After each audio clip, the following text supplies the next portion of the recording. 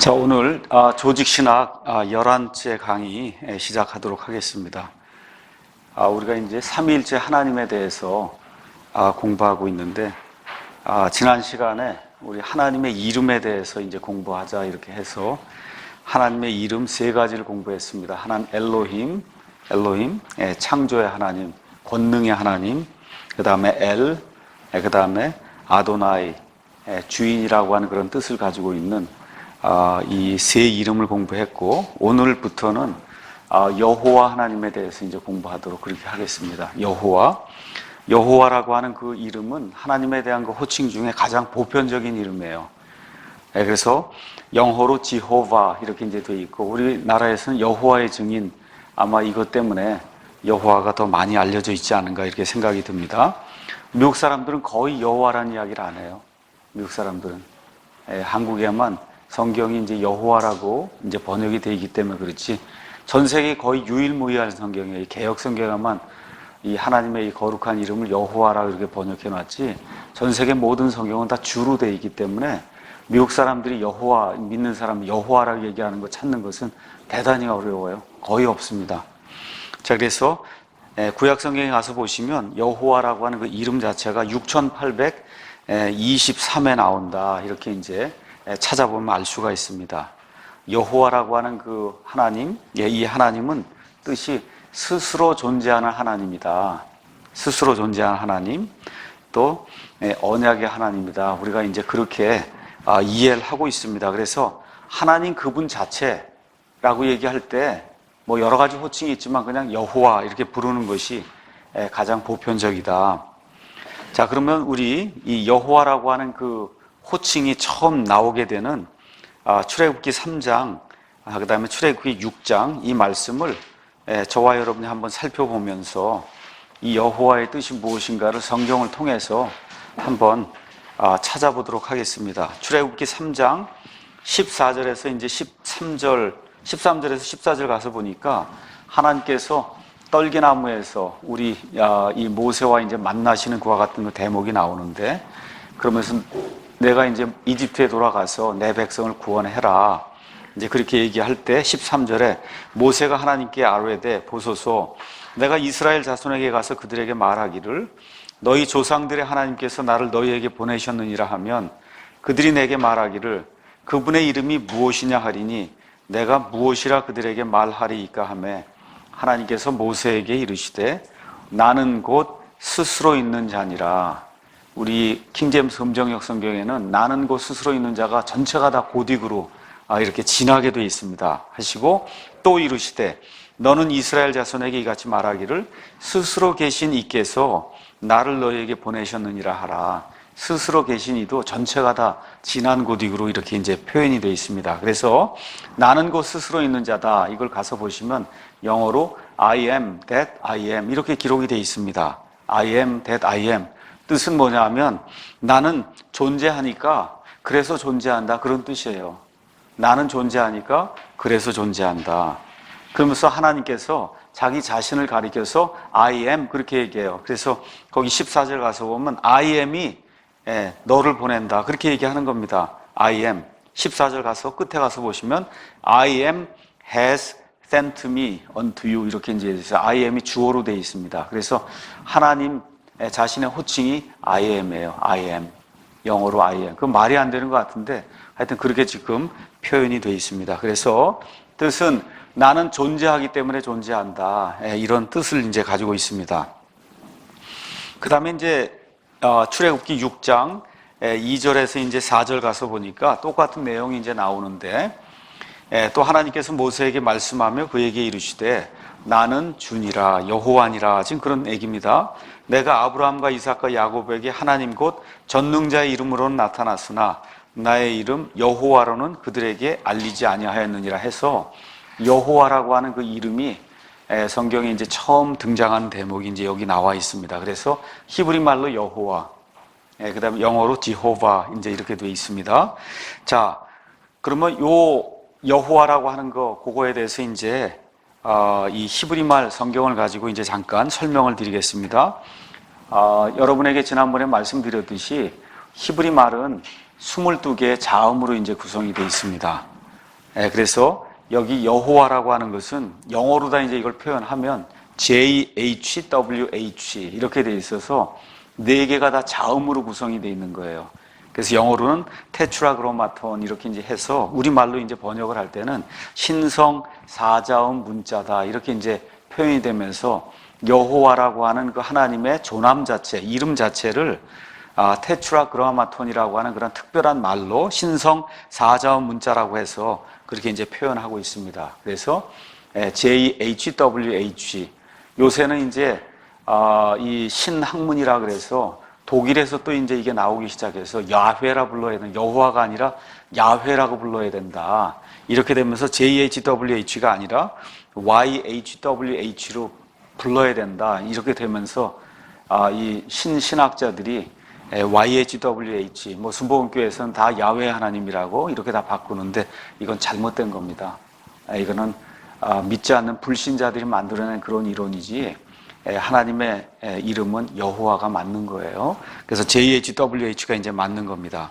자, 그런데 이스라엘 백성은 이 하나님의 이름이 너무 존귀하고 너무나 거룩했기 때문에 혹시라도 이 하나님의 이 이름을 부르다가 잘못을 범하면 그러면 하나님으로부터 심판을 받을까 봐 두려워서 읽기는 JHWH라고 해서 읽었는데 눈으로는 그렇게 읽는데 발음을 할 때는 아도나이라고 그렇게 이제 히브리 말로 발음을 했다. 이러한 말이 이제 전해져 내려옵니다. 그 근거가 출애굽기 20장 7절에 있는 겁니다. 너는 주 내 하나님의 이름을 헛되이 취하지 말라. 괜히 여호와 여호와 여호와 뭐 이렇게 헛되이 취하지 말라는 거예요. 우리 개역 성경은 그걸 망령되이 일컫지 말라 이렇게 이제 돼 있는데 헛되이 취하지 말라. 주가 자신의 이름을 헛되이 취하는 자를 죄 없다 하지 아니하리라. 그러니까 이 이스라엘 사람은 감히 여호와라고 하는 그런 그 말을 할 수가 없는 거예요. 이걸 잘못했다가 하나님 앞에 책망을 받고 심판을 받을까 봐. 이렇기 때문에 눈으로는 JHWH가 나오면 여호와라고 눈으로는 읽지만 밖으로 발음을 할 때는 아도나이 그렇게 이제 발음을 한 겁니다. 그래서 그런 식으로 이제 전달이 됐다고 이제 많은 사람들이 이제 이야기를 합니다. 자, 그러면 이런 내용이 어디에 기록이 되어 있냐면 신명기 18장에 이제 기록이 되어 있는데 신명기 18장에 가서 보시면 모세가 이제 마지막 때에 하나님께서 자기와 같은 대언자 하나를 이 땅에 세우실 텐데 너희 형제들 가운데 한 명을 세운다. 근데 그 대언자의 말을 너희가 들어야 된다라고 하는 그런 내용이 신명기 18장 15절부터 22절까지 이제 기록이 됩니다. 여기 나오는 이 대언자, 너희 형제들 가운데서 하나님께서 취하실 그 대언자가 바로 예수 그리스도시다. 이제 요한복음이라든 이런 데 이제 나오니까 저와 여러분이 그걸 보시면 되고요. 오늘은 하나님의 이름을 이야기하는 거기 때문에 대언자라고 하는 것은 하나님의 말씀을 받아서 대신 전하는 사람이 대언자예요. 선지자라든지 이런 건 틀린 얘기입니다. 대언자가 맞는 거거든요. 자, 그래서 하나님이 대언자가 진짜인가 가짜인가를 구분할 수 있는 그런 방법을 가르쳐 주셨어요. 그래서 20절 가서 보면 만일 대언자가 내가 말하라고 명령하지 아니한 말을 자기 뜻대로 내 이름으로 말하거나 내 이름으로 여호와의 이름으로 말한단 말이에요. 여호와가 이같이 말하노라 하고 하나님이 주지도 않은 그런 말을 자기 스스로 만들어서 이렇게 말한단 말입니다. 혹은 다른 신들의 이름으로 말하면 그 대언자는 죽으리라 하셨느니라. 그러니까 사람들이 물어볼 거 아니야. 아니 그게 진짜 대언자인지 가짜 대언자인지 저희가 어떻게 알 수 있습니까? 21절에 내가 혹시 마음속으로 이르기를 주께서 이르시지 않은 말씀을 우리가 어떻게 알리려 하리니 만일 대언자가 주의 이름으로 말하는데 그 일이 뒤따라 일어나지도 아니하고 성취되지도 아니하면 그것은 주께서 말씀하지 아니하신 것이요 오직 그 대언자가 자기 뜻대로 그것을 말하였나니 너는 그를 두려워하지 말지니라 해서 그를 죽이라고 얘기한 거예요. 그러니까 이스라엘 백성에게 가서 여호와 하나님이 이렇게 말씀하신다라고 이야기할 때는 목숨을 걸어야 된다 그런 얘기입니다. 목숨을. 그래서 그 말이 그대로 실행이 되면 그 대언자는 살아남는 거고 하나님의 대언자로 사람들에게 인정을 받는 거고 그게 아니라 가서 이야기를 했는데 그 말이 뒤따라서 일어나지 아니하면 사람들이 와서 죽일 수도 있다는 얘기입니다. 그러니까 하나님의 이름을 걸고 뭘 얘기하는 거는 대단히 위험한 것 같은 일이죠. 이런 내용이 또 어디에 기록이 되어 있냐면 열왕기상에 이제 기록이 되어 있습니다. 열왕기상. 그래서 이런 내용을 알면서 열왕기상 같은 데 가서 보시면 이게 이런 뜻이구나 이해할 수가 있습니다. 열왕기상 22장 5절에서 이제 7절 가서 보시면 아합이라고 하는 북이스라엘의 왕과 그 다음에 여호사밧이라고 하는 남유다 왕국의 왕이 만나서 그래서 저쪽에 이제 길르앗 라못에 가서 싸움을 하려고 하는 그런 대목이 나오는데, 이 경건했던 여호사밧 왕이 이 싸움에 우리가 가야 될지 가지 않아야 될지 우리가 그래도 하나님께 물어보고 가야 되지 않냐. 그래서 대언자가 여기 있냐 하고 대언자들을 찾는 그와 같은 내용이 이제 그 안에 기록이 되어 있습니다. 5절 가서 제가 읽어보겠습니다. 여호사밧이 또 이스라엘 왕은 아합입니다. 아합에게 이르되 원하건대 오늘 주의 말씀에 여쭈어 보소서. 우리가 라못 길르앗에 가서 싸우는 게 옳은지 그른지 물어봐라 이제 얘기를 하는 겁니다. 이에 이스라엘 왕이 대원자 400명가량을 함께 모으고 그들에게 이르되 내가 라못 길르앗으로 싸우려 가랴 아니면 삼가랴 하니 그들이 이르되 올라가소서. 주께서 그곳을 왕의 손에 넘겨주시리이다 하매 여호사밧이 이르되 우리가 주께 여쭙고자 하니 이들 말고 여기에 그분의 대언자가 없나이까 하며 이렇게 나와요. 그렇죠? 가서 보시면 그 6절에는 거짓 대언자들이 나오는데, 그렇죠? 거짓 대언자들은 뭐라고 해요? 주께서 그곳을 왕의 손에 넘기신다 할 때 그 주가 고딕인데 연한 고딕으로 돼 있어요. 영어로 가서 보시면 L만 대문자고 ORD는 지금 소문자로 돼 있습니다. 맞습니까? 이건 여호와가 아니에요. 뭐예요? 아도나이라고 얘기하는 거예요. 아도나이라고 얘기하는 거예요. 아도나이께서 그곳을 왕의 손에 넘겨주시리이다. 대언자들이 지금 그렇게 얘기하니까 지금 여호사밧 왕이 아도나이 말고 그 밑에 7절에 우리가 주께 여쭙고자 할 때 그 주는 진한 고딕으로 돼 있죠.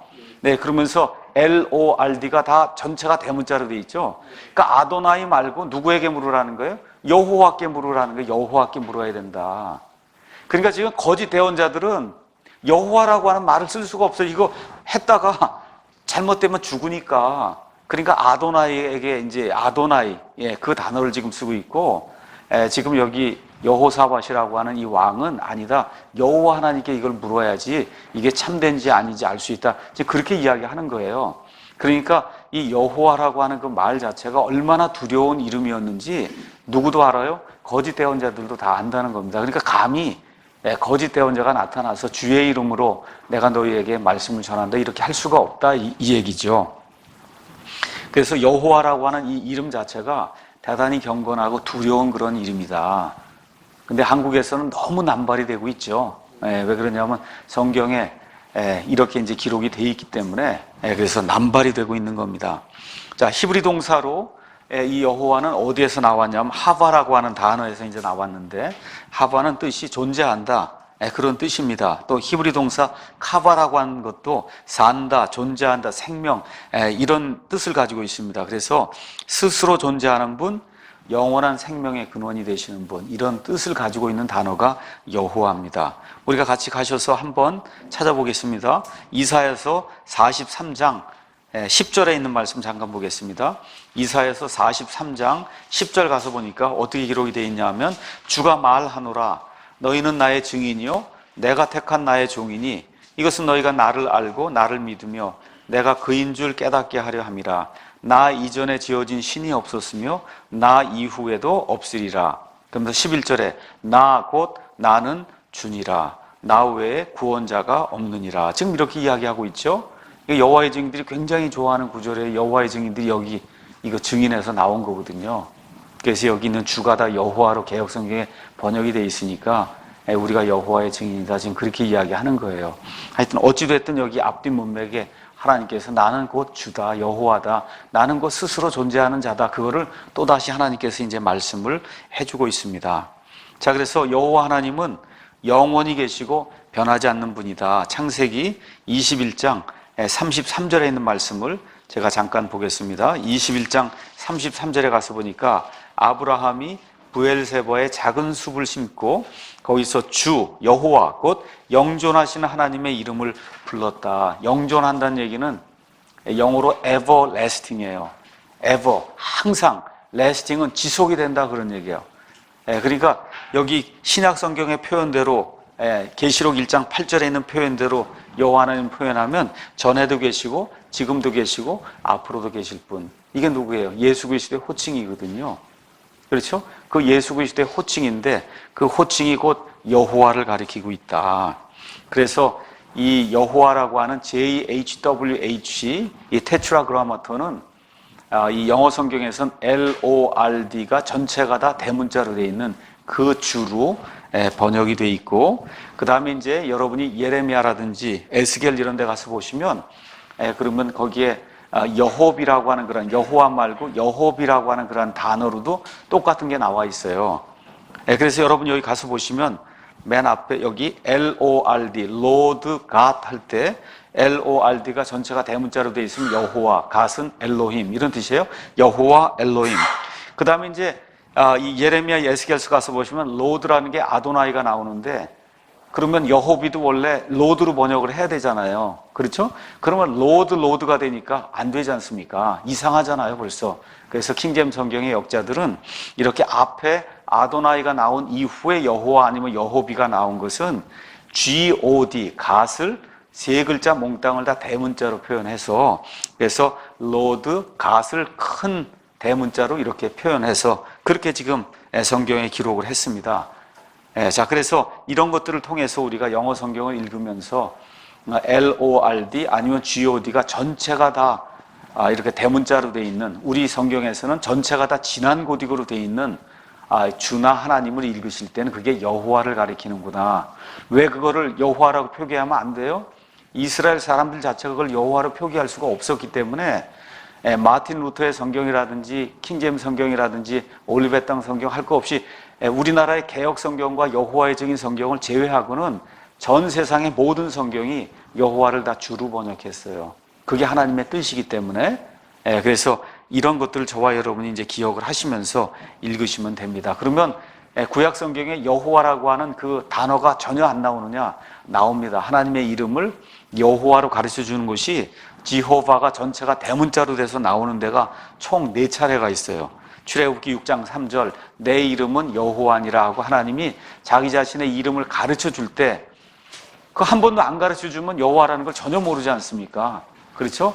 그렇게 가르쳐 줄 때 시편 83편 18절, 그 다음에 이사야 12장 2절, 그 다음에 이사야 26장 4절 같은 데 가서 보시면 성경 전체에서, 구약 성경 전체에서 여호와라고 하는 그런 단어가 영어로 지호바 해서 전체 대문자로 돼서 표기가 되어 있는 것이 4차례 있다는 걸 알 수가 있고, 또 시편 68편 4절에 가서 보시면 여호와 하나님께서 자신의 이름을 야라고 표현하시면서 야가 전체가 대문자로 JAH가 이렇게 표현이 되어 있는 걸 알 수가 있습니다. 그래서 하나님께서 자신의 이름을 실질적으로 성경에 이렇게 5차례 이렇게 이제 보여주고 있습니다. 자, 그 다음에 이 여호와는 절대적인 하나님의 이름이고 특별히 히브리 사람들의 하나님의 이름이에요. 히브리 사람들의 하나님의 이름. 그러니까 거짓 신이 있고 참 하나님이 있다. 그 참 하나님이 엘로힘인데 거짓 신에 비해서 참 하나님이 그게 누구예요? 여호와 하나님이에요. 그분의 이름이 여호와예요. 그러니까 참 여호와라는 건 없어요. 참 하나님이 그건 누구예요? 여호와예요. 이스라엘 백성에게는 참 여호와는 없습니다. 참 하나님은 있지만 참 여호와는 없어요. 왜? 참 하나님이 여호와이기 때문에 그걸 참 또 하면 참기름이 된다고 참기름 이렇게 되듯이 그렇게 되기 때문에 그런 건 없는 겁니다. 그 다음에 내 하나님은 있어요. 기도할 때 구약시대에 이 성도들이 나의 하나님이며 내 하나님이 있어도 내 여호와는 없어요. 내 여호와는 없는 겁니다.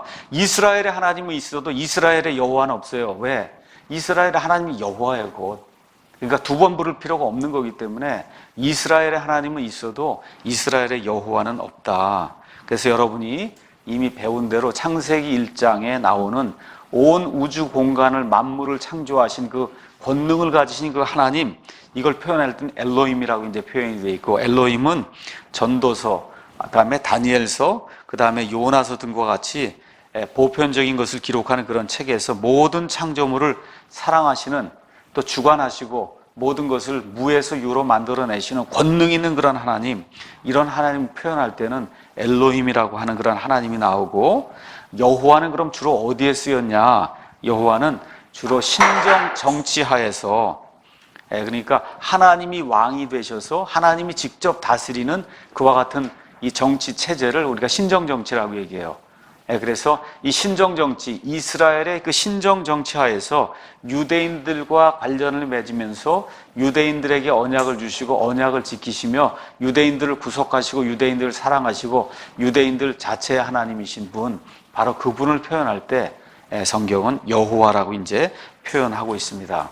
그래서 특별히 여러분이 레위기라고 하는 그 하나님의 말씀, 창세기, 출애굽기, 레위기를 이제 가서 보시면 성경의 구조가 창세기, 하나님께서 사람을 만드셨는데 사람이 이제 타락한단 말이에요.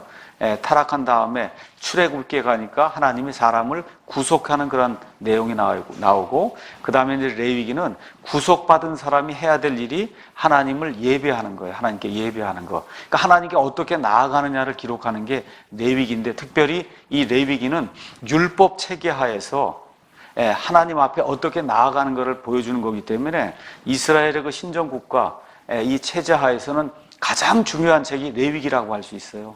하나님 앞에 어떻게 나아갈 수 있느냐를 가르쳐주는 책이니까. 근데 아까 제가 뭐라고 말씀드렸어요? 여호와는 누구의 하나님이라고? 1차적으로 이스라엘의 하나님이에요. 그 이스라엘 백성이 여호와 하나님 앞에 나아가는 것을 기록하는 그런 책이 레위기예요. 그래서 어떻게 나아가냐? 속죄를 통해서 하나님께 나아간다는 겁니다. 특별히 그래서 1장부터 7장까지는 하나님 앞에 죄를 지은 백성이, 개인이 아니면 민족이 아니면 제사장이 어떻게 하나님 앞에 나아갈 수 있느냐, 그걸 가르쳐주는 책이에요. 그래서 1장까지 7장이 굉장히 긴데 그 안에 하나님이 여러 차례 나와요. 그런데 엘로힘이라고 하는 그 하나님으로는 2번뿐이 안 나오고 여호와로는 86회가 나옵니다. 여러분 이걸 보시면 아시겠죠? 아, 이게 이스라엘 백성하고 상당히 연관이 큰 그 하나님이 여호와 하나님이구나. 특별히 속죄라고 하는 건 그걸 통해서 하나님께 나아갈 수 있는 거기 때문에 이스라엘 백성하고 큰 연관을 맺고 있는 이 하나님이 여호와 하나님이다. 여러분이 이제 레위기에는 중요한 장이 여러 개 있는데 특별히 16장은 속죄일, 이스라엘 백성이 1년에 단 한 차례 속죄일을 지켜요. 그날 하루만 대제사장이 지성소 안으로 피를 가지고 들어가서 하나님께 속죄를 드림으로 말미암아 온 민족이 속죄를 받는 그와 같은 날이 대속죄일이에요. 그래서 그 대속죄일 날 하나님께 드리는 그런 모든 것들을 표현하는 장이 지금 16장인데 16장에는 엘로힘 한 번도 안 나오고 거기 나오는 하나님 모두가 다 여호와, 로드로만 나옵니다. 그래서 이 여호와 하나님께서 이걸 통해서 우리가 뭘 알 수 있느냐 하면 하나님이 거룩하신 분, 죄를 미워하시는 분, 속죄가 없이는 하나님 앞에 설 수 없는 분, 이런 것들을 우리가 이 레위기를 통해서 알 수 있어요. 그러니까 여호와 하나님의 가장 큰 특성을 들라 그렇게 얘기하면 공의와 거룩함의 하나님이라는 거예요. 하나님, 여호와 하나님의 가장 큰 속성을 들어라 하면 공의의 하나님, 거룩함의 하나님, 그러니까 같은 얘기입니다. 한마디로 거룩함의 하나님이다. 그 다음에 또 하나님께서 은혜를 베푸는 그런 하나님으로 창세기 6장 8절에 나옵니다. 창세기 6장에는 여러분이 잘 아시다시피 노아 시대에 사람들이 타락해서 그들이 마음속에 상상하는 모든 것이 사악하던 그런 때가 노아 시대인데 그 노아 시대의 6장 8절에 가서 보니까 이 세상 모든 사람들이 타락했어요. 근데 노아는 주의 눈에 은혜를 입었더라 해서 주의 눈, 거기 나오는 주도 여호와 하나님이거든요. 그래서 그 여호와 하나님의 눈에 은혜를 입었다고 해서 은혜를 베풀어 주시는 그런 하나님으로 그 안에 이제 기록이 돼 있고, 그 다음에 또 여호와 하나님은 이스라엘 백성의 하나님으로서 특별히 이스라엘 백성을 죄에서 구속하시고 어려움 가운데서 구속해 주시는, 건전해 주시는, 대속해 주시는 그런 하나님으로 이제 표현이 되어 있습니다. 스가랴서 13장 9절 가서 보시면 거기에 이제 스가랴가 표현하고 있는 그러한 그 하나님이 이제 나옵니다. 13장 9절 거기 가서 보면 이 스가랴서 13장은 특별히 맨 마지막 때 천년왕국이 이루어지기 전에 우리 예수님께서 이 땅에 오시는 그때가 바로 이루어지기 전에 7년 동안 이 땅에 7년 환란기가 이제 임하게 되면서 이스라엘 백성에게 엄청난 이와 같은 그 고난의 때가 이제 임하게 됩니다. 그때 이제 8절, 9절에 가서 보니까 주가 말하노라. 그 온 땅에서, 이스라엘 온 땅에서 그 안에 3분의 2는 끊어져 죽을 것이요 오직 3분의 1만 그 안에 남으리라. 그래서 우리 예수님께서 마태복음 24장에 창세 이후로 없던 큰 환란이 너희에게 임한다고 할 때 그때가 지금 이때예요. 그래서 그때가 되면 그 땅의 3분의 2가 죽는다는 겁니다. 그 다음에 9절에 내가 그 3분의 1을 이제 나머지 3분의 1도 그냥 두는 게 아니고 불 가운데로 지나가게 하고 은을 정죄하듯 그들을 정죄하며 금을 단련하듯 단련하리라. 그들이 내 이름을 부르리니 누구라고 불러요? 여호와를 부른다는 겁니다.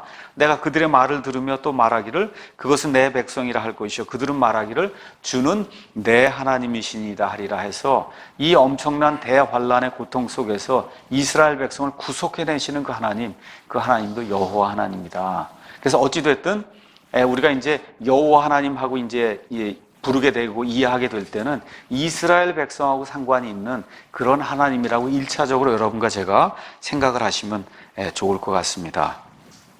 자, 그러면 이 여호와 하나님하고 이제 관련이 돼서 여호와가 붙으면서 복합 이름이 돼서 나오는 그런 이름들이 성경에 9개가 있습니다. 그래서 여러분이 아시는 그런 내용들, 이걸 통해서 여호와 하나님이 어떤 하나님이라고 하는 사실을 우리가 알 수 있기 때문에 복합 이름 9개, 그 중에 이제 몇 가지를 특별히 상세하게 이제 살펴보고 나머지 몇 가지는 이렇게 쭉 훑어보면서 성경을 이제 찾아보도록 하겠습니다. 먼저 여러분과 제가 잘 알고 있는 여호와 이레라고 하는 게 있어요. 여호와 이레. 여호와 이레는 창세기 22장에 이제 나오는 그러한 그 말씀입니다.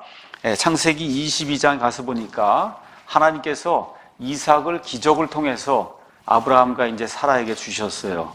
근데 시간이 얼마 지나서 모르죠. 뭐 10년이고 20년쯤 이렇게 지나서 하나님께서 아브라함의 그 믿음을 시험하시기 위해서 그의 유일한 아들 이삭을 바치라고 하는 그런 대목이 이제 나옵니다. 1절에 이 일들 뒤에 하나님께서 아브라함을 시험하시려고 그에게 이르시되 아브라함아 하시니 그가 이르되 보소서 내가 여기 있나이다 하매 그분께서 이르시되 이제 내 아들 곧 내가 사랑하는 내 유일한 아들이 또 있었죠. 아브라함에게 이스마엘도 아들이지만 하나님이 그 아들로 인정하지 않는 겁니다.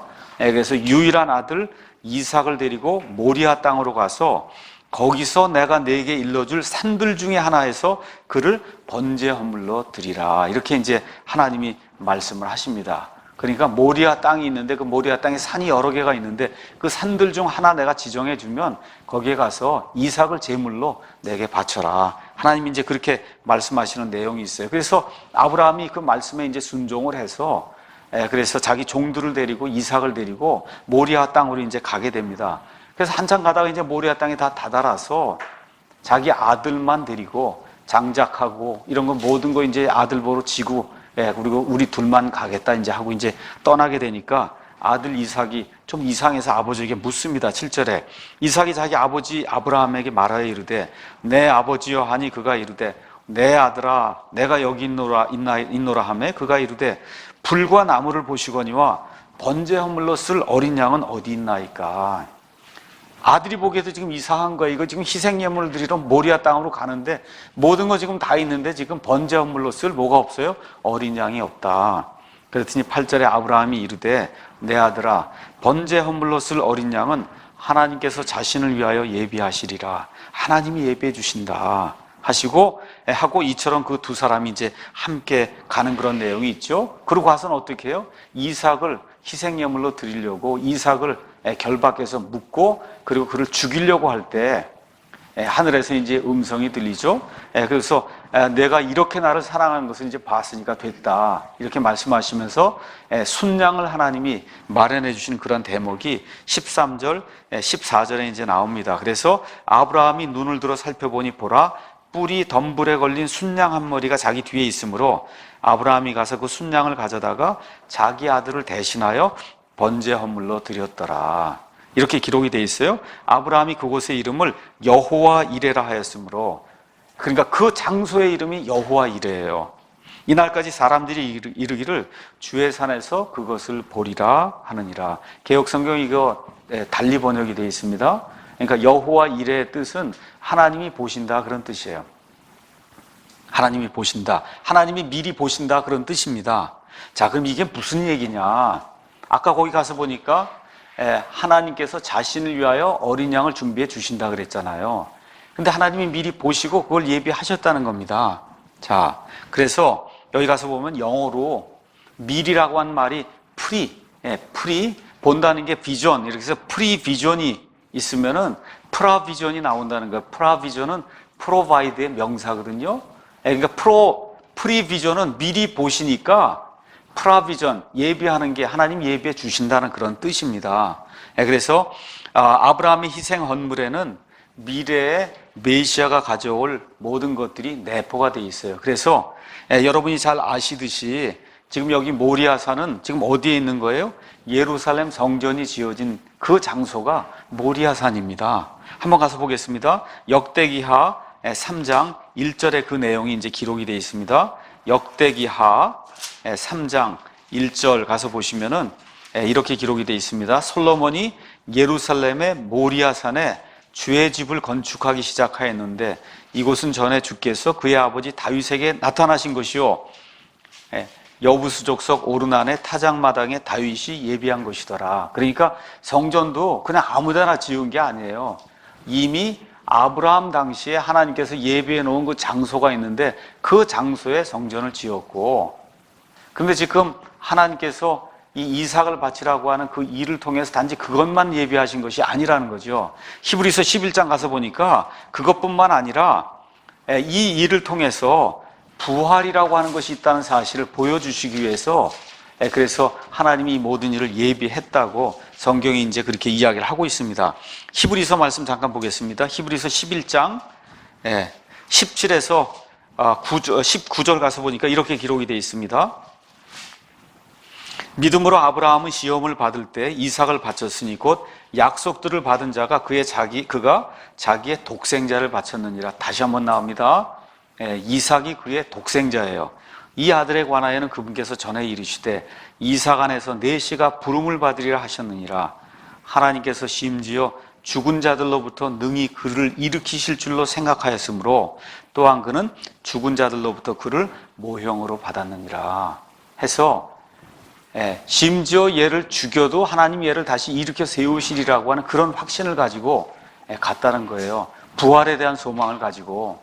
그래서 여기 창세기 가서 보시면 뭐라고 기록이 되어 있냐 하면 여기 한번 가서 보겠습니다. 5절, 22장 5절.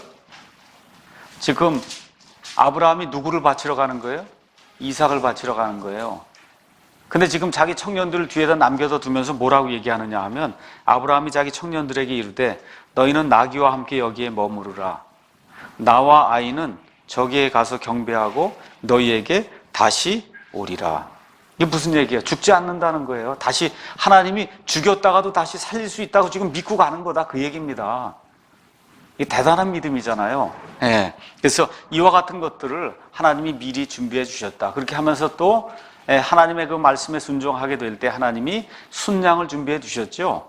그래서 이 이삭 대신 드릴 수 있도록, 그래서 하나님께서 온 이스라엘뿐만 아니라 온 인류를 위해서 저 모리아산에 하나님의 어린 양이 죽도록 그렇게 만들어 주셨어요. 그 모리아산의 그 언덕을 우리가 갈보리 십자가 언덕이다, 그렇게 이제 이야기를 하는 겁니다. 그러니까 예수님 오시기 약 2000년 전에 아브라함이 지금 모리아산에 가서 이삭을 바치려고 할 때 하나님께서 미리 보시고 뭘 준비했어요? 순양, 양을 준비해 주셨는데 그 양이 결국 누구라는 거예요? 예수 그리스도를 가리킨다, 그 얘기입니다.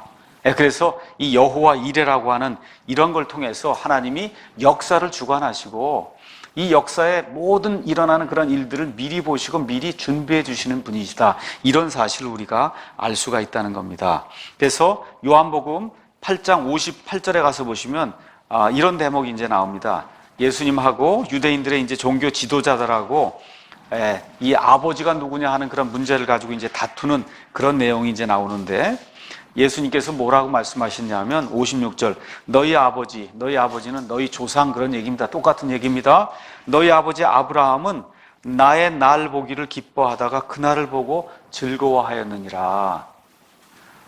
지금 그 얘기를 했더니 57절에 유대인들이 그분께 이르되 내가 아직 50세도 안 됐는데 아브라함을 봤느냐. 아브라함이 지금 2000년 전의 사람이잖아요. 예수님 오시기 지금 2000년 전의 사람인데 너희 조상 아브라함이 나의 날 보기를 그렇게 기뻐하고 즐거워했다. 그러니까 정신 나갔냐고 그렇게 이야기하지 않습니까? 그렇죠? 그랬더니 58절에 예수님께서 그들에게 이르시되 진실로 진실로 내가 너희에게 이르노니 아브라함이 있기 전에 내가 있느니라. 영어로 가서 보시면 Before Abraham was, I am 이렇게 돼 있어요. 이 I am이 뭔지 아시겠죠? I am, 창세기 아까 출애굽기 3장에 나온 I am that I am의 그 I am이란 말이에요. 나는 그 전에 영원 전부터 있는 그런 존재다.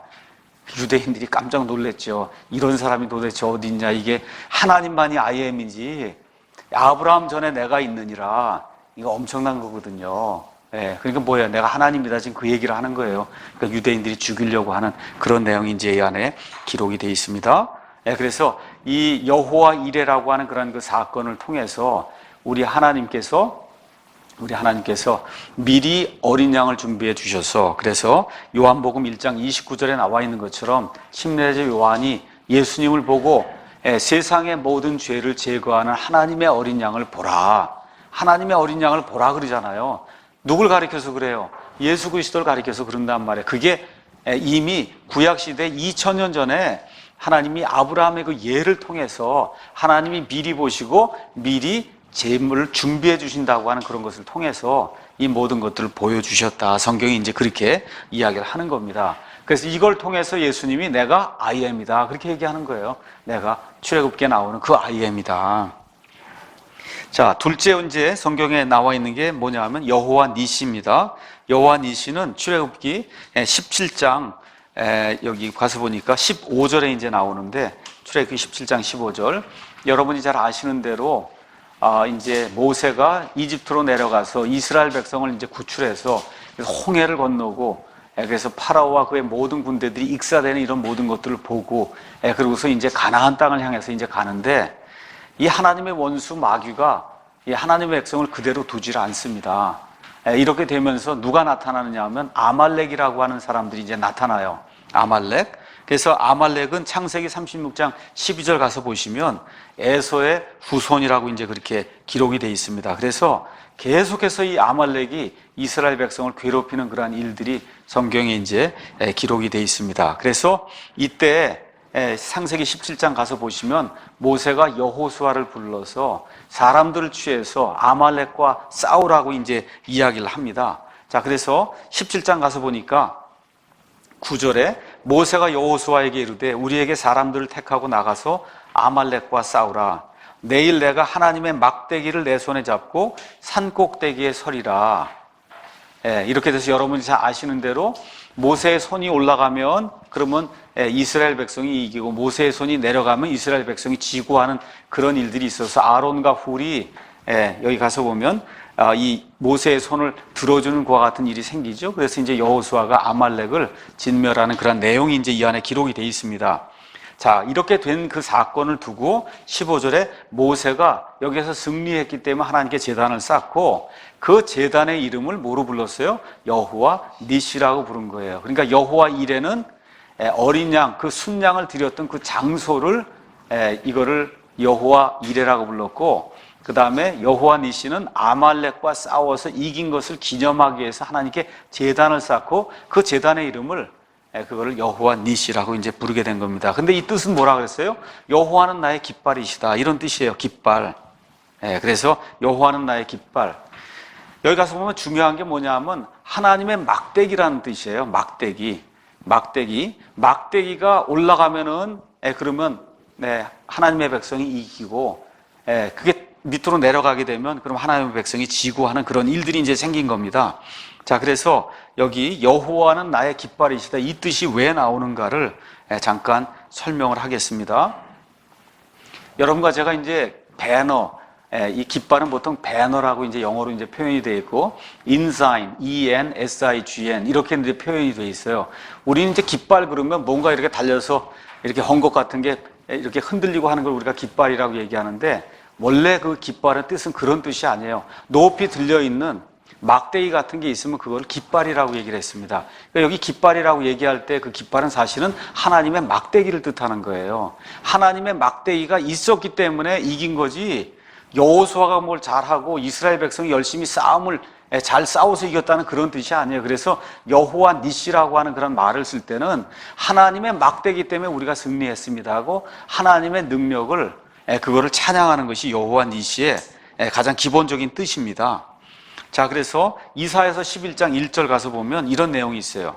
이사야서 11장 1절 거기 가서 보시면, 이새의 줄기에서 한 막대기가 나며 그의 뿌리에서 한 가지가 나서 자랄 것이요, 이렇게 이제 기록이 되어 있는데, 이 내용은 천년왕국이 이루어지기 전에 메시아가 이 땅에 이제 임하시는 그런 내용 이제 이야기하면서 메시아 왕국에 대한 내용이 이사야서 11장에 가득 차 있습니다. 그때 오시는 그 메시아가 이새에서 줄기에서 나오는 막대기라는 거예요.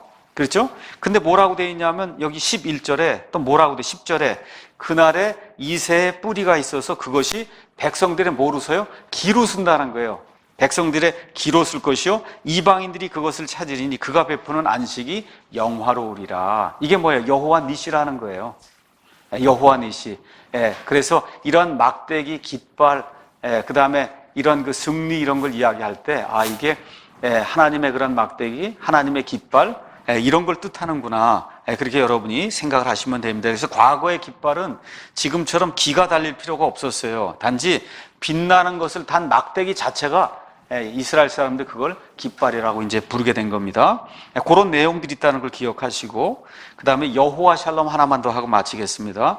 여호와 샬롬은 사사기에 나오는 겁니다. 사사기 6장에 나오는 건데, 사사기 6장에 가서 보시면 여러분이 잘 아시는 것처럼 이스라엘 백성이 이제 이집트 땅에서 벗어난 이후에 40년 광야 생활을 하고, 그리고 이제 가나안 땅에 들어가서 거기서부터 이제 여호수아의 치리를 받다가 그 이후에 사사시대, 재판관들의 시대가 이제 열리게 되는데, 이 재판관들의 시대는 여러분 아시다시피 짧은 기간 동안 하나님의 통치를 받고 하나님의 이 영광을 돌리면서 살 때에는 이스라엘이 흥왕하다가, 또 오랜 기간 동안 타락해서 우상을 숭배하면서 이 이스라엘 백성이 고생을 하다가 하는 일이 계속해서 반복되는 그러한 역사가 이 사사기에 이제 기록이 되어 있습니다.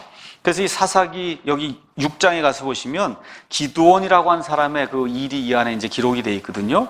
그래서 여러분, 기드온 당시에는 어떤 사람들이 들어와서 이 이스라엘 백성을 괴롭혔냐면, 미디안 사람들이 들어와서 이스라엘 백성을 엄청나게 이제 괴롭혔습니다. 자, 이럴 때 하나님께서 6장 11절 가서 보니까 주의 천사가 아비에셀 사람 요아스에게 속한 오브라에 있는 상수리 나무 밑에 앉았는데, 그의 아들 기드온이 미디안 족속에게 숨기기 위하여 포도즙 틀 곁에서 밀을 타작하더라. 이거 이스라엘 백성 가운데 가장 연약한 지파, 므낫세 지파, 여기에 별거 없는 그런 가정에 지금 기드온이라고 하는 그런 사람이 있는데, 거기에 지금 주의 천사가 이제 나타난 거죠. 그러면서 뭐라고 얘기하냐면, 너 강한 용사여, 주께서 너와 함께 계시는도다. 그렇게 얘기하니까 기드온이 주의 천사에게 뭐라 그래요? 아니, 옛날에 모세가 이집트에서 우리 백성을 데리고 나올 때 하나님이 기적을 베푸셨다고 우리가 다 그렇게 배웠는데, 하나님의 그런 기적들, 이적들, 하나님의 그런 영광은 다 어디 가고, 지금 우리가 겨우 지금 땅굴에서 숨어서 지금 밀도 제대로 타작하지 못하는 이런 상태 지금 우리가 살고 있는데 이게 무슨 얘기입니까? 하고 하나님의 그 천사에게 이런 것들이 이제 이야기하는 그런 대목이 이제 나와요. 그랬더니 하나님께서 내가 너를 보낼 테니 이스라엘 백성을 구원해라. 이렇게 얘기할 때 기드온이 제게 보여주실 표적이 뭡니까? 하여튼 이스라엘 백성은 무언가 표적이 없으면 안 되는 거예요. 모세가 돌아갈 때도 표적을 구했고, 지금 여기서도 지금 표적을 구하는 겁니다. 표적을 구하는 거예요. 그랬더니 표적을 이제 주시죠. 그래서 19절, 기드온이 안으로 가서 염소 새끼 한 마리를 예비하고 밀가루 1에바로 누룩 없는 납작한 빵을 만든 뒤 고기는 바구니에 담고 국은 냄비에 담아 상수리 나무 밑에 있던 그분께로 가져다가 드리니까, 하나님의 천사가 그에게 이르되 고기와 빵은 이 바위 위에 놓고 국을 그 위에 쏟아라. 그러니까 그대로 했단 말이에요. 그랬더니 21절에 주의 천사가 자기 손에 든 지팡이를 끝을 내밀어 고기와 빵의 댐에 그 바위에서 불이 나와 고기와 누룩 없는 납작한 빵을 살랐고 그때 주의 천사는 그에게서 떠나 보이지 아니하니 22절 기드온이 그가 주의 천사임을 깨닫고는 이르되 슬프나이다. 오 주 하나님이여 내가 얼굴을 마주대하여 주의 천사를 보았나이다. 이렇게 할 때 23절에 주께서 그에게 이르시되 내게 평강이 있을지어다. 이스라엘 사람들이 인사말이 샬롬이에요. 샬롬. 이게 그에게 샬롬, 그 얘기하는 겁니다. 두려워하지 말라 내가 죽지 아니하리라 하시니라. 이에 기드온이 주를 위해 거기서 제단을 쌓고 그것을 여호와 샬롬이라 부르니 그 제단이 이날까지 여전히 아비에셀 사람들에 속한 오브라에 있느니라. 그러니까 여기 여호와 샬롬도 제단의 이름입니다. 그래서 이 기드온으로 말미암아 하나님의 평강이 이스라엘 백성에게 임한 것을 나타낼 때 우리가 여호와 샬롬이다. 이제 그렇게 이야기합니다. 그래서 샬롬은 약 170여 회의 피스, 그래서 평화, 화평, 평강, 평안 이런 단어로 이제 번역이 됐고 온전하다, 끝내다, 손실을 만회하다, 완전하다 이런 뜻으로도 이제 번역이 됐습니다. 그래서 이 샬롬이라고 하는 그런 단어는 지고의 행복, 평안, 그 다음에 이제 우리가 하나님과의 화평이 깨졌어요. 하나님께 죄를 지어서 하나님과 화평이 깨지게 될 때 다시 하나님께 나아가기 위해서 화평 헌물을 드려야 돼요. 이렇게 될 때 그때 쓰이는 그런 단어도 화평 헌물이라고 할 때 쓰이는 그 단어, 이 단어도 샬롬입니다. 그래서 이 샬롬이라고 하는 그런 말이 여호와하고 이제 이렇게 결합이 될 때 여호와 샬롬 하면 하나님은 우리에게 평강과 안위와 기쁨과 평안을 주시는 그런 분이다. 이런 뜻으로 저와 여러분이 이해하시면 되겠습니다.